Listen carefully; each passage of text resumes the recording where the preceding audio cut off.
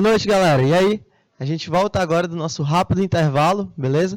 E já dá continuidade à parte de efeito Joule, aquela parte de consumo de energia elétrica. Durante a nossa segunda aula, a gente vai exercitar um pouquinho sobre o efeito Joule que a gente começou na aula passada e vai falar sobre o consumo, né, e a eficiência de alguns eletrodomésticos e também entender como é que a gente calcula o valor da conta de energia e tudo, entender um pouquinho também sobre as tarifas aplicadas em cada região do nosso estado e também do nosso país, beleza?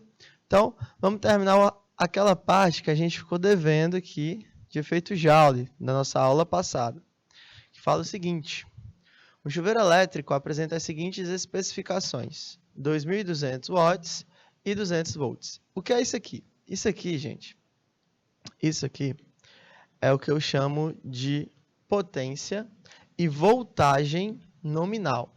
Bom, potência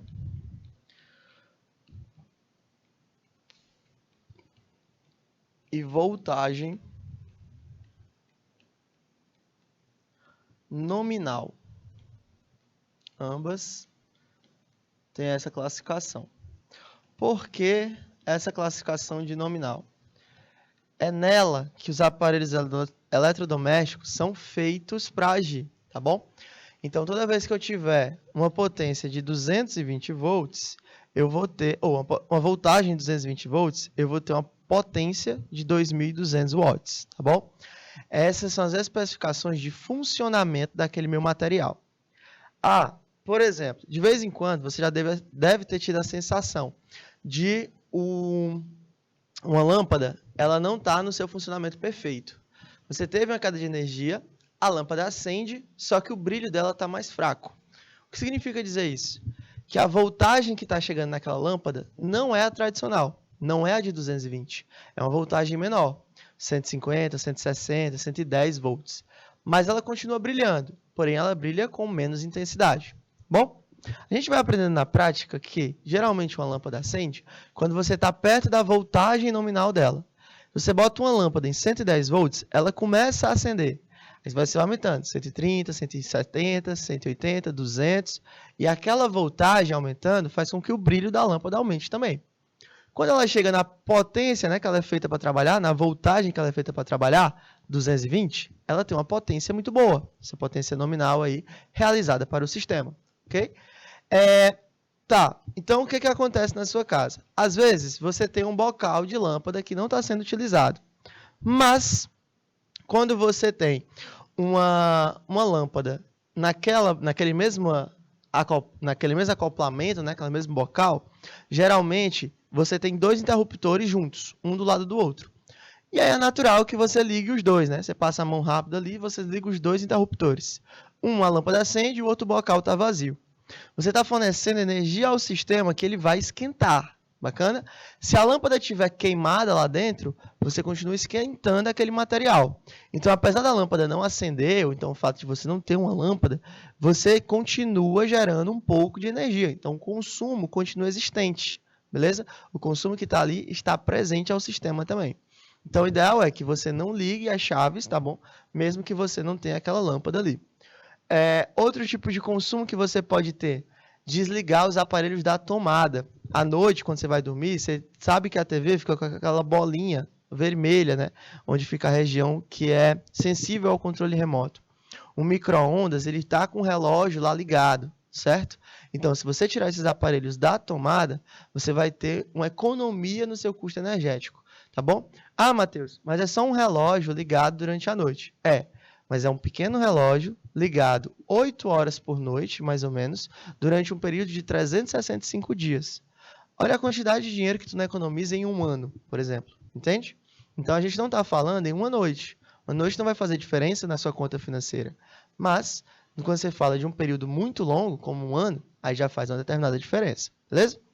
Na letra A, fala o seguinte: o valor da resistência elétrica para o chuveiro quando em funcionamento. Eu tenho potência, tenho voltagem e ele quer saber o valor da resistência. Então aqui eu posso usar outra equação que não seja aquela da potência igual à corrente, né? Posso usar potência igual a ddP ao quadrado sobre o valor da resistência. Porque ele quer saber justamente o quanto essa resistência vai ser aplicada ao sistema. Beleza? Então, como é que ficaria? Ficaria um valor de a potência 2.200, a minha DDP 220 ao quadrado sobre o valor da resistência. Então, qual seria o valor da minha resistência? Minha resistência seria 220 ao quadrado. Deixa eu afastar um pouquinho. Isso aqui. O valor da minha resistência, 220 ao quadrado, daria 48.400, dividido por 2.200. Quem é que eu posso simplificar? Eu posso cortar 2 zeros de baixo com 2 zeros de cima, e aí eu teria um valor de 22 ohms, né? Então, a minha resistência valeria aí 22 ohms. Show! Questãozinha tranquila aí, só usando as equações da potência que a gente já viu durante toda a nossa primeira aula. Aí ele quer saber, no outro momento, a intensidade da corrente que o atravessa. Beleza. Se eu já tenho uma potência e tenho uma DDP, eu posso usar a famosa π. Nossa função aí da potência, né? A minha potência ele já deu, vale 2.200. E o valor da corrente ele quer descobrir. Mas a DDP vale 220, certo? E aí eu posso cortar um zero do lado com um zero do outro. Tchau. E eu teria 220 dividido por 22. Então, 220 dividido por 22, eu teria um valor de 10 amperes naquele meu sistema. Daí, eu tenho esse valor da corrente aplicada ao sistema. Bacana? Então, duas equações de potência, uma de DDP ao quadrado pela resistência e a outra da corrente vezes a DDP, né? Vezes essa voltagem aí exercida pelo sistema. Bacana? Então, a gente já termina essa parte aí da intenção de um efeito Joule, certo? E a gente chega no cálculo da energia elétrica, o cálculo do consumo da energia elétrica, que eu acho que é a principal parte da aula de hoje e também é uma coisa que o Enem adora, tá bom? Então é uma coisa que vai cair na sua prova, vai cair no seu vestibular. Então é bom você prestar atenção um pouquinho quando eu falo de cálculo de consumo, tá bom? O cálculo da energia elétrica. Quando o equipamento elétrico fica em funcionamento durante um determinado intervalo de tempo, então ele está funcionando, né? Durante um determinado intervalo de tempo, podemos calcular a energia elétrica que foi consumida. Então, o que é que você precisa para que um aparelho elétrico consuma? Parece até uma pergunta bem básica, né? Primeiro, ele precisa estar ligado à energia. Segundo, ele precisa de um tempo de funcionamento, tá bom? Para que ele possa consumir. Para fazer esse cálculo, basta multiplicar a potência do equipamento pelo tempo de funcionamento. Assim, a gente tem a energia elétrica encontrada no sistema. A nossa fórmula é a seguinte: a energia elétrica consumida pelo sistema é igual à potência daquele aparelho vezes a variação de tempo que ele vai ter dentro daquele meu sistema. Uma geladeira que fica ligada por 1 hora não consome a mesma coisa que uma geladeira que fica ligada por um dia inteiro. Então, tudo isso você tem que levar em consideração, ok? Se eu quero o valor financeiro, o valor em dinheiro, tá bom? O valor financeiro daquele consumo é diferente. O valor financeiro é a energia elétrica vezes o valor da tarifa, tá bom? Esse símbolo do cifrão significa a tarifa do sistema. Beleza?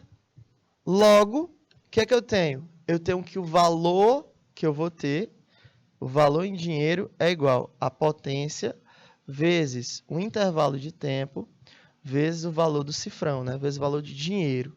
A taxa que é cobrada pela cidade, pelo município, tá bom? Aqui em Teresina, galera, a taxa de município, da última vez que eu vi, é 62 centavos, tá bom? Para cada quilowatt-hora que você vai consumir, para cada valor de potência ali que você vai consumir. Então, você teria uma taxa fixa de 62 centavos aqui para a nossa cidade de Teresina. Cada cidade vai ter um valor de tributo diferente, um valor cobrado diferente. Por quê? Porque a demanda da cidade é diferente, tá bom? A quantidade de postes que tem em Teresina não é a mesma quantidade de postes que tem numa cidade menor, como Novo Santo Antônio, por exemplo, certo? Porque as pessoas que trabalham na rede de distribuição elétrica de Teresina não são as mesmas pessoas, não é a mesma quantidade de pessoas que trabalham na rede de distribuição elétrica de Novo Santo Antônio.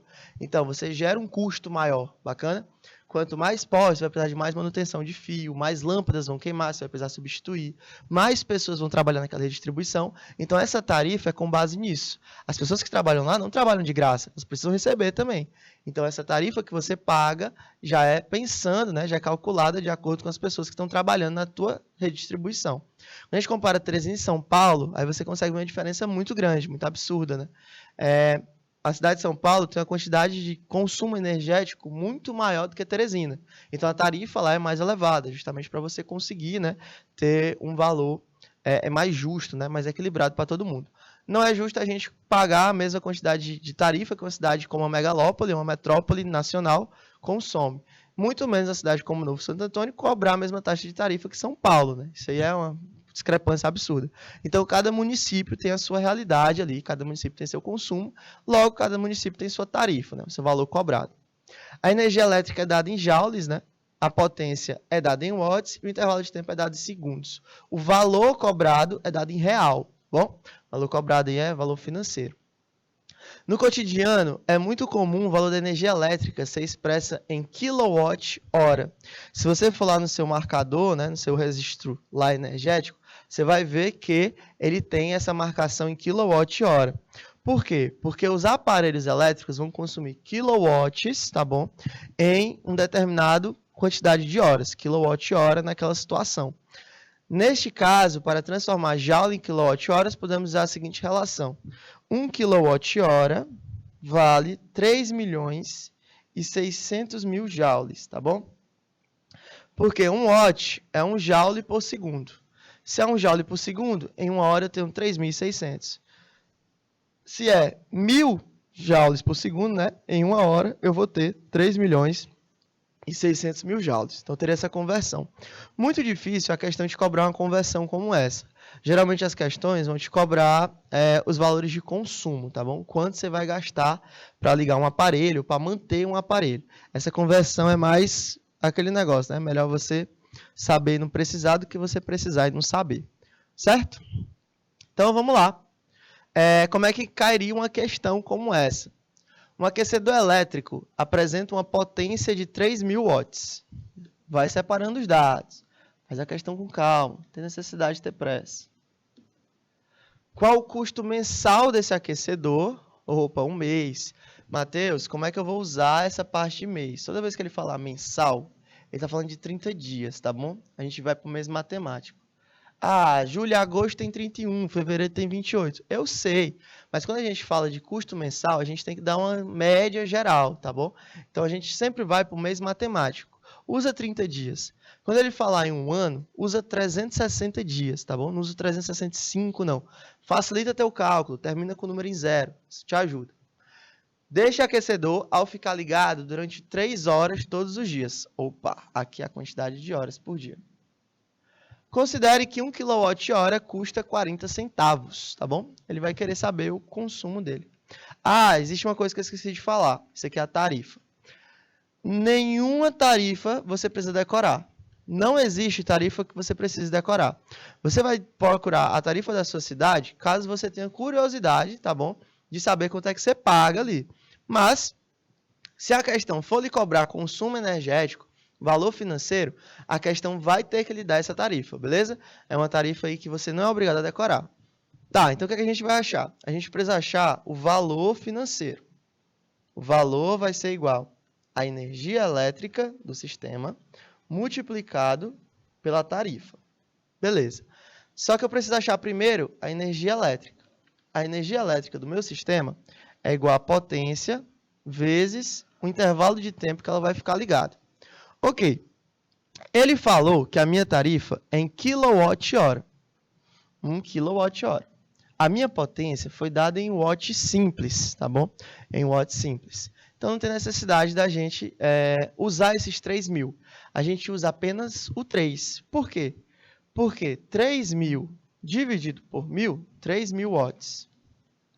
Dividido por 1.000, daria aí um total de 3 quilowatts.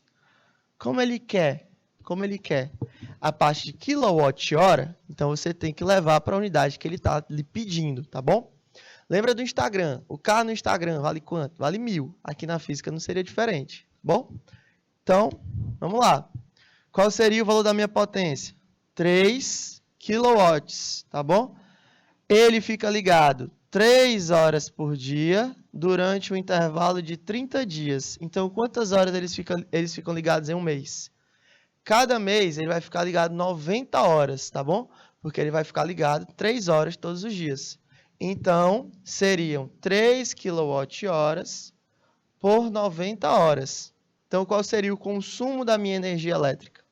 Minha energia elétrica daria um total de 270, né? kWh. Minha energia elétrica daria um total de 270 kWh. Então, você teria essa situação dentro desse meu sistema. Só que não é isso que ele quer saber. Ele quer saber o valor que foi cobrado da pessoa, né, que usou aquele aquecedor. Então, você precisa fazer o quê? Você precisa pegar aquela taxa que foi cobrada de 40 centavos a cada quilowatt e multiplicar pela quantidade que você usou em um mês, tá bom? Então, qual seria o valor que eu gastei? Bom, o valor gasto é um total de 270 kWh multiplicado por 40 centavos, né? Você multiplica aí pelo valor de 40 centavos. Isso aqui daria um total de R$108, né? Então, só para manter aquele aquecedor, você teria um valor de R$108 cobrados do seu sistema. Então, aquele aquecedor sozinho na sua casa, ele vai consumir R$108 todos os meses. Se você fizer isso com todos os aparelhos eletrodomésticos que você usa, né, você vai ter uma ideia mais ou menos de quanto você gasta por mês. De geladeira, de televisão,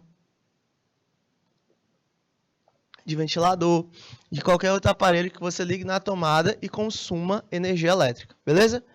Então, explicando mais uma vez para a galera poder copiar. E deixando mais um minutinho no quadro a questão, o que acontece? Ele tem um aquecedor que foi ligado a uma potência de 3.000 watts. Qual é o custo mensal, ou seja, em 30 dias, desse aquecedor? Ao ficar ligado 3 horas todos os dias. Considere que 1 kWh custa 40 centavos. Então, cada kWh tem uma tarifa de 40 centavos. Beleza? A minha potência está em 3.000 watts. Ele falou que está em kWh. Por isso que eu uso 3kW, né? 3 kWh, não o valor de 3.000. Energia elétrica é igual a potência, 3 kWh, 3 horas cada dia, 30 dias por mês, que daria um total de 270 kWh por mês, tá bom? Lembrando que esse consumo aqui é mensal, isso aqui é por mês, é um consumo mensal. E aí eu tenho um valor. A energia elétrica vale 270 vezes os 40 centavos, que daria um total aí de R$108 de consumo todo mês daquele meu aquecedor. Beleza? Outra questão fala o seguinte. Um eletricista deve instalar um chuveiro com especificações de 220 volts. Olha aí, uma questão lá de fusível, né? 220 volts, isso aqui é tensão. Para 4.400 watts, potência, a 6.800 watts. Então, isso aqui é a potência mínima, né? Isso aqui é a potência menor. E esse 6.800 watts é a potência máxima, né? É o outro tipo de potência que você tem. Para a instalação de chuveiros, recomenda-se uma rede própria, com fios de diâmetro adequado, onde o disjuntor é dimensionado. A potência e a corrente elétrica prevista com a margem de tolerância próxima a 10%. Então, essa corrente tem que suportar até 10% do valor máximo, né? Você tem uma folga ali. Disjuntores são dispositivos de segurança utilizados para proteger as instalações elétricas de curto-circuito e sobrecargas elétricas e devem desarmar sempre que houver passagem de corrente elétrica superior à permitida no dispositivo. Para fazer uma instalação segura desse chuveiro, o valor da corrente elétrica desse disjuntor é... Tá, então essa questão, ele vai ter 2 passos. Primeiro, você tem que achar a corrente. Segundo, você vai ter que achar esses 10% a mais de crédito que a corrente tem que ter. Bom? Então, como é que você vai achar a corrente? Potência é igual a DDP a resistência, né? Desculpa. Potência vai ser igual a corrente vezes a DDP.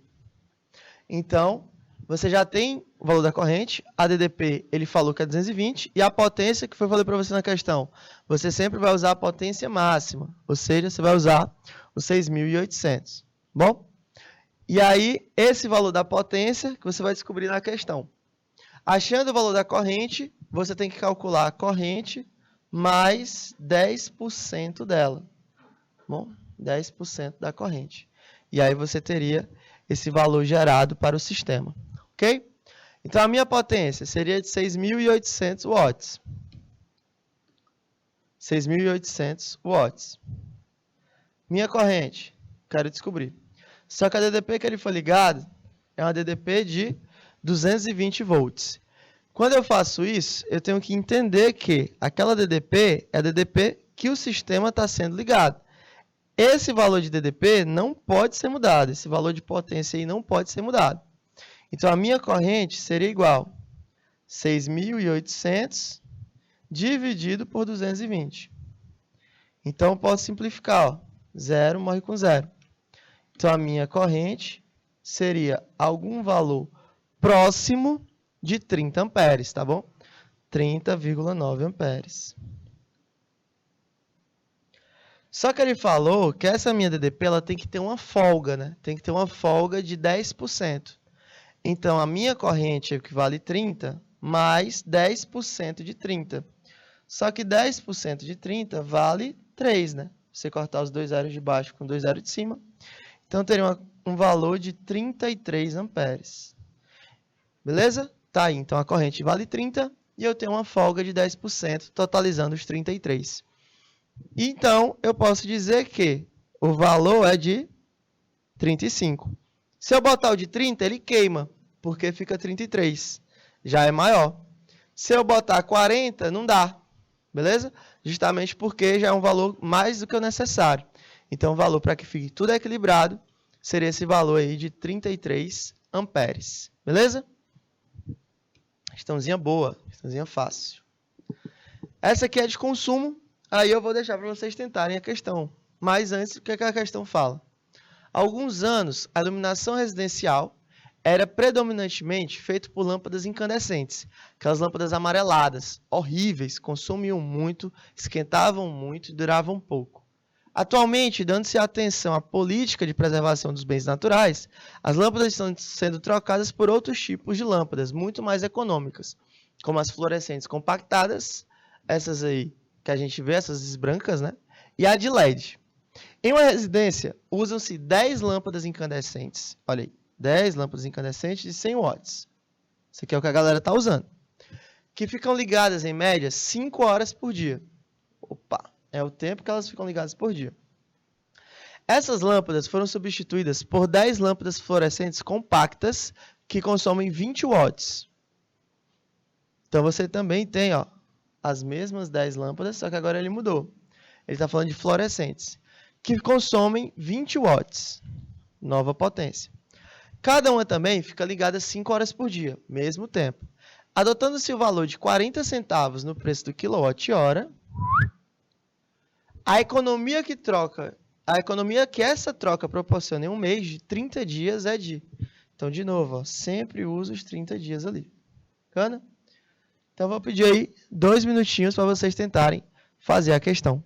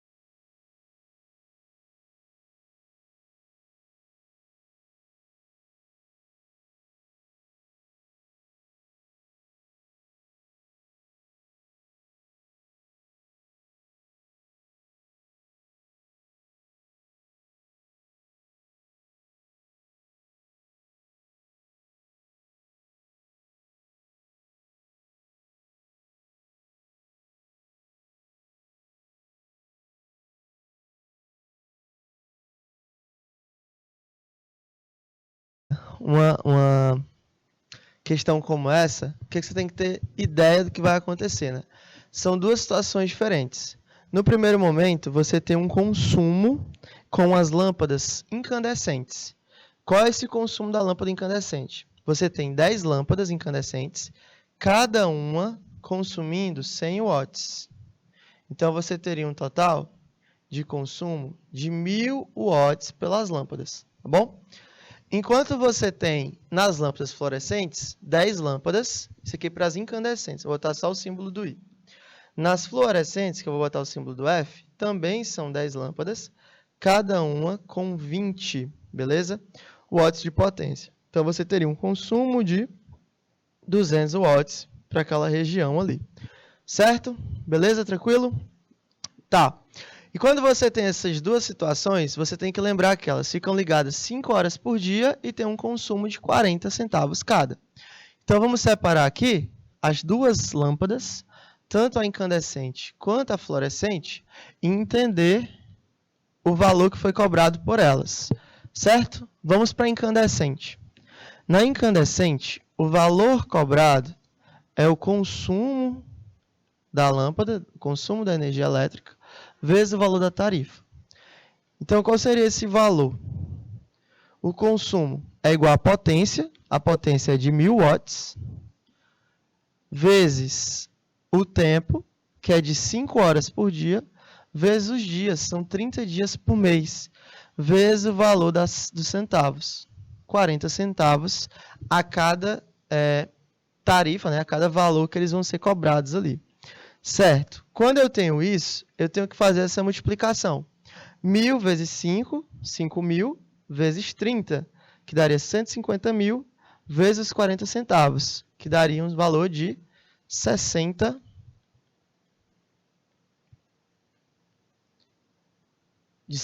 reais de consumo.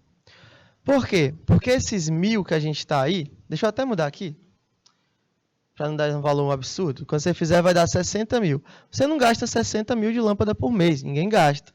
Mas esses 1000 aqui tem em watts. Eu tenho que botar em kilowatt, tá bom? Ou seja, eu divido por 1000, que daria 1. Aí fica vezes 5, vezes 30, vezes 40 centavos. Agora sim, dá um valor bacana. O valor consumido, nesse caso, nesse primeiro caso, é de 60 reais. Então, nesse primeiro caso, eu teria um consumo de 60 conto por mês, tá bom? Em relação ao consumo das incandescentes. Nas fluorescentes, o valor, qual seria esse novo valor? Seria igual à energia elétrica gerada pelas fluorescentes vezes o valor da tarifa. Então, qual seria a energia elétrica das incandescentes? Olha, as fluorescentes têm um consumo menor. São 200 watts, ou seja, isso aqui é igual a 0,2 quilowatts de energia, tá bom? Justamente porque eu vou ter que dividir por 1000, aquele valor é menor, seria apenas 0,2.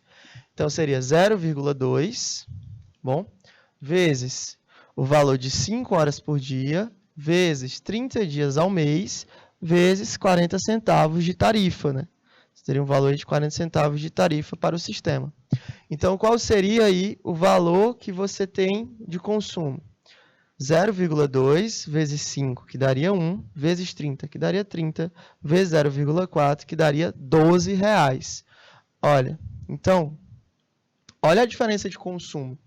Você teria um consumo 5 vezes menor, usando as mesmas quantidades de lâmpadas, as mesmas horas por dia, as mesmas quantidades de dias por mês.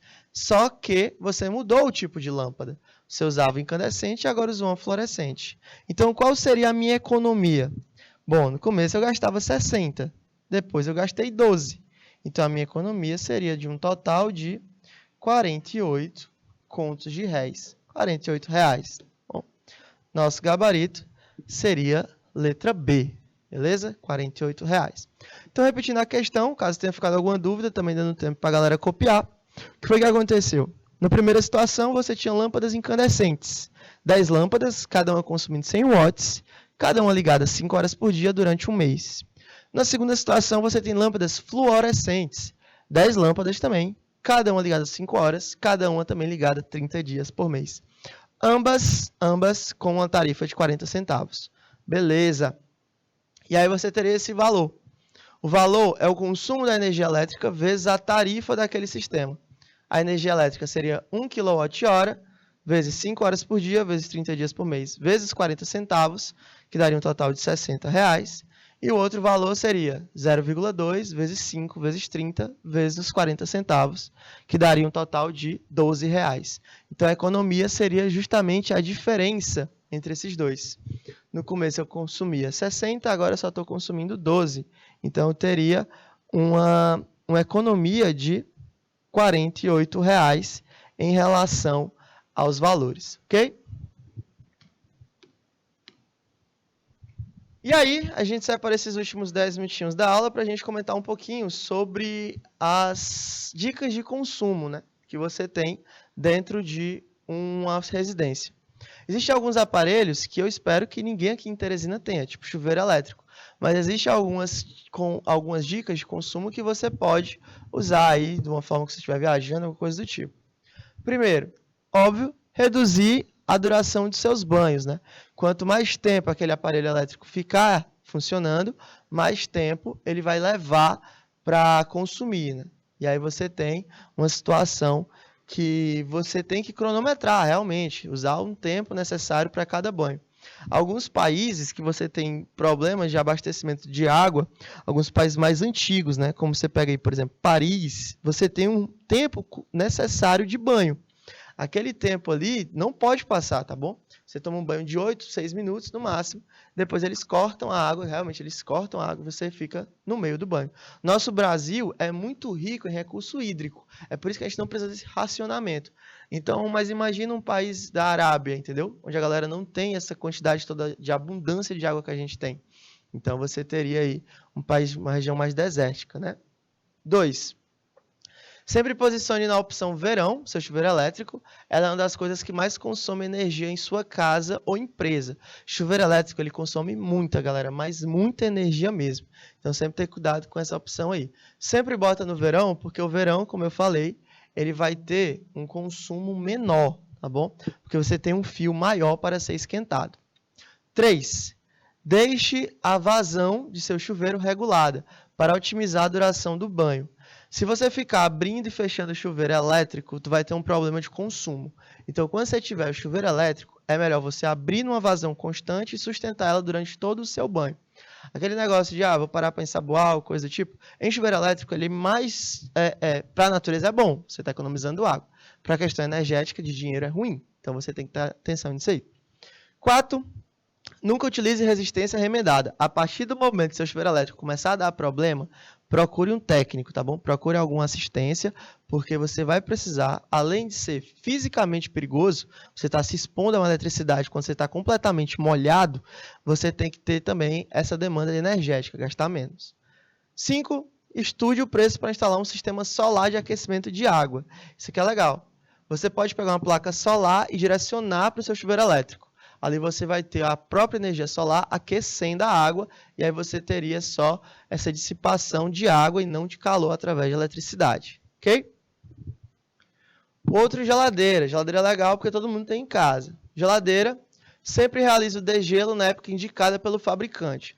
Muita gente ignora o manual de instrução. Isso é básico de quase todos nós. Mas existe uma época de degelo para a geladeira. A cada tantos dias, você tem que usar esse degelo aí. As galera geralmente não faz, né? O pessoal geralmente não faz, mas se você fizer aquilo ali, você tem uma melhor preservação do material, tá bom? Seu material vai preservar melhor. Seu eletrodoméstico, desculpa. 2. Evite sempre deixar a roupa secando nas grades traseiras da geladeira. Isso aí você já tinha um hábito mais antigo, né? Que o povo geralmente deixava meia ou então roupa íntima naquela região, roupas menores, quando precisava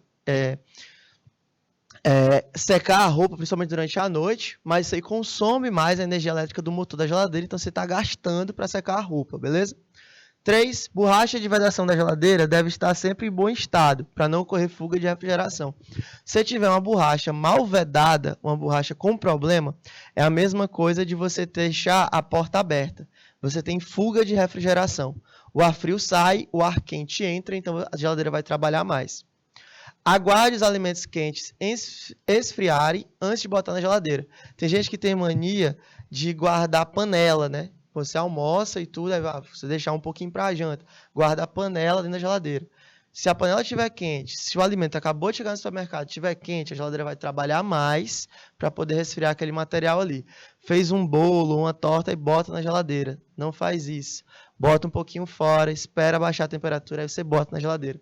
Todo alimento quente que você bota lá vai consumir muito mais. Reduza o máximo de vezes porta aberta. Porta aberta é o crime da qualquer pessoa que tem aí. Tem gente que adora turistar a geladeira. Abre a porta, fica 10 minutos lá e não pega nada. Aquilo ali só vai consumir energia elétrica de uma forma muito grande, tá bom? Evite que a geladeira fique de lado de fogão. Também não deixe a geladeira em local que seja bater sol diretamente. A geladeira ela tem que ficar no local arejado, mas que você não consiga pegar sol. Se ela ficar próxima ao fogão, ela vai esquentar. Se ela vai esquentar, ela vai usar o ar frio dela para tentar se auto-resfriar. Então, ela vai começar a gastar energia para tentar manter a integridade física, né, do eletrodoméstico. Então, não deixa perto de fogão, de qualquer outro aparelho que emita calor, forno elétrico e tal. 7. A regulagem do refrigerador, de acordo com as estações do ano, também é essencial para otimizar a redução de energia elétrica. Lá dentro da geladeira tem um botãozinho que varia geralmente de 0 a 8 e que você deixa num valor só o ano todo. Isso é errado. Quando você está no verão, você tem que botar num valor maior, né? Realmente o calor vai atrapalhar a preservação de alimento. Quando você está no inverno, não. Você pode deixar bem baixo ali, porque já está frio, não precisa toda essa forçada aí do motor. Então você gasta menos. Beleza? Iluminação, quando você tem as lâmpadas que a gente usa no dia a dia. Procure usar tintas ou cores escuras, né? Não utilizar, tintas e cores escuras em paredes. As cores claras deixam o ambiente mais claro e você não necessita tanto de iluminação. Parede clara e espelho. Vocês já perceberam, mas em loja, quando você entra que é espelhada, dá aquela sensação da loja ser mais ampla. Isso é reflexão de luz. Além de não gastar tanto, né, com a iluminação. 2. Sempre opte por lâmpadas de LED ou fluorescentes. Nunca use lâmpada incandescente. Lâmpada incandescente ela não pode mais nem ser produzida. Cara de manter, cara de comprar, ruim de funcionamento, consome muita energia. É só defeito, não tem qualidade não. 3. Mantenha todos os vidros e cubas limpas. Quando você tem material, parede espelhada, mesa espelhada, você pega e bota aquele material sempre polido. Se você tiver mancha nesse material, a luz não vai refletir e não vai melhorar a iluminação do ambiente, vai forçar mais. Não deixe qualquer iluminação acesa quando não há pessoas no cômodo, isso é básico, né? Sai do quarto, desliga a luz, menino. Tua mãe passou a vida toda a gente falando isso, justamente porque era ela que pagava a conta de energia, não era você. 5. Reduza o máximo de vezes que apaga e acende a iluminação. Você acender e apagar a luz também é complicado. Você vai esquentar a lâmpada no primeiro momento para fazer com que os íons corram. Então, você vai ter que sempre deixar um valor fixo. Estou usando o quarto, vou rapidinho sair e voltar. É melhor você deixar ligado e voltar para o quarto, tá bom? Não fica acendendo e desligando. 6. Melhor forma possível de se utilizar janela, porta, cortina, quebra-sol, persiana. Você tem que aproveitar mais a luz do sol. É por isso que a gente tem um horário de verão, tá bom? No horário de verão, você tem um aproveitamento maior da luz do sol, porque ela fica 1 hora a mais disponível para você. Então, quanto mais você fizer proveito da luz do sol, melhor. Você já percebeu, né, por prática, que tem épocas do ano que 5 horas da tarde já está começando a ficar escuro. Tem épocas do ano que 7 horas da noite o sol ainda está iluminando. Então, você tem que entender que quanto mais energia solar você usar, menos elétrica você vai usar, logo, menos você vai consumir, beleza? Sempre ter atenção a isso aí. 7. Procure posicionar mesas perto de janelas para utilizar a luz solar em momentos de trabalho ou leitura.